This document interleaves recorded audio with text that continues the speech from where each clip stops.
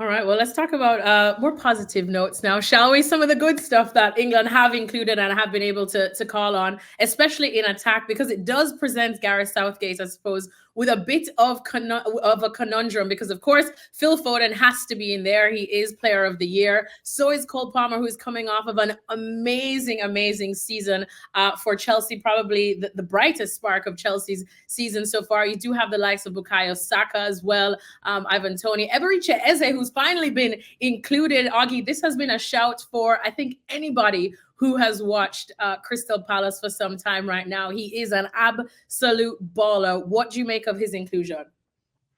Yeah, I think Eze is a very deserved pick. I think there's a lot of players on that list that, at the start of the season probably wouldn't have been on anyone's list, but I think they deserve to be there. I think Anthony Gordon is another one. I think he's had a great season. I think his selection is a reward for the progress he's made at Newcastle. And Anthony Gordon, I think, has probably cost Marcus Rashford's place rather than Eze. I think Anthony Gordon is, he's got that. He can play on the left. He's got a great pace. He scores goals. He's got better awareness than Marcus Rashford. So I think if it came down to those two, going Anthony Gordon, Eze.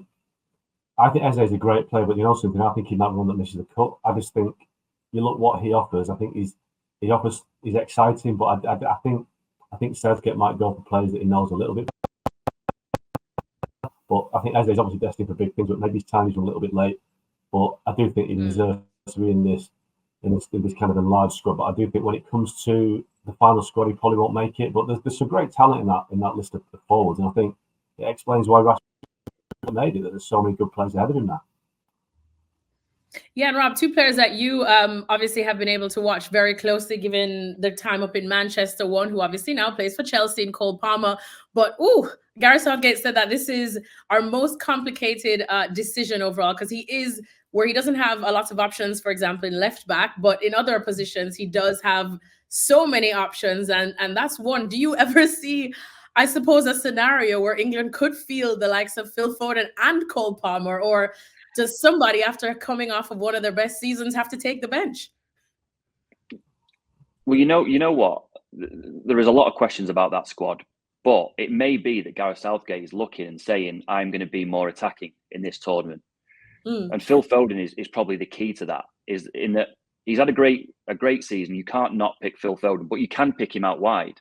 You could pick him out wide on the left-hand side with Saka on the right, and then Kane up front with three out-and-out central midfielders. But if you move Phil Foden into the central midfield with Bellingham and with Declan Rice, that opens up another spot because he's going to pick Saka, he's going to pick Harry Kane, but Foden moving inside gives you the opportunity to pick someone like, I don't know, a Gordon or a Cole Palmer or a Grealish. And that is a more attacking lineup than we've seen from Gareth Southgate in a lot of the games he's managed.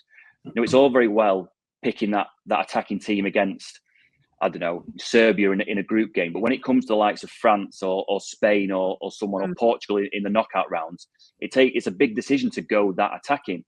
And really, it all centres on Phil Foden. He may be looking at this and going, well, Phil Foden has to play inside. He's played inside for City this season quite a lot because Kevin De Bruyne's not been there, and he's been absolutely fantastic. So actually what we're going to do, we're going to play Rice, we're going to play Bellingham and Foden in the middle, and then we've got an extra attacking option out wide.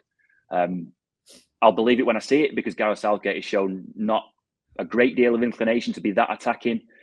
It would be nice to see him do that.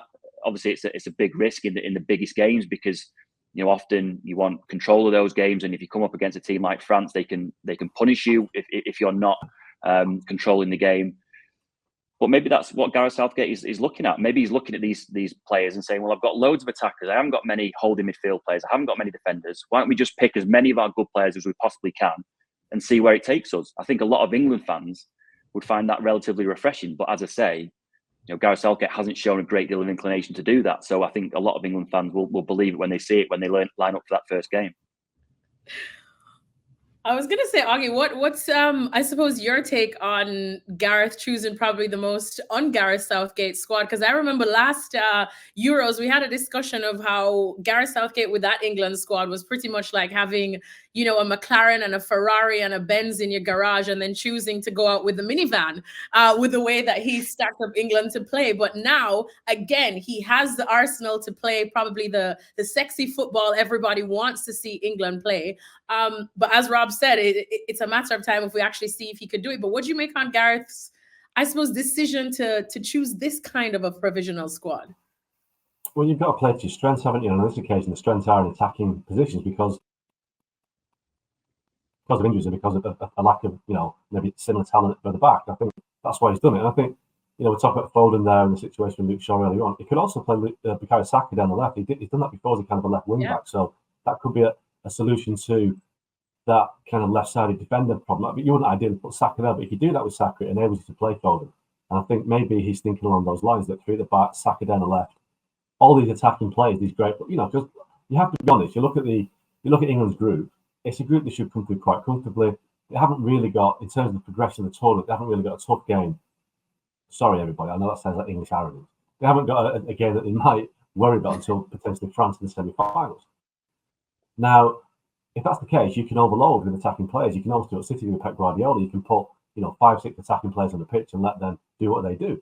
That becomes more difficult against a team like France or Portugal later on. But still, if you've played that way for the first 4 or 5 games of the tournament and it's gelled, then go with it. And I think he's looking at what he's got and thinking, in the past couple of tournaments, I've been criticised for being a little bit negative when I've needed to be positive.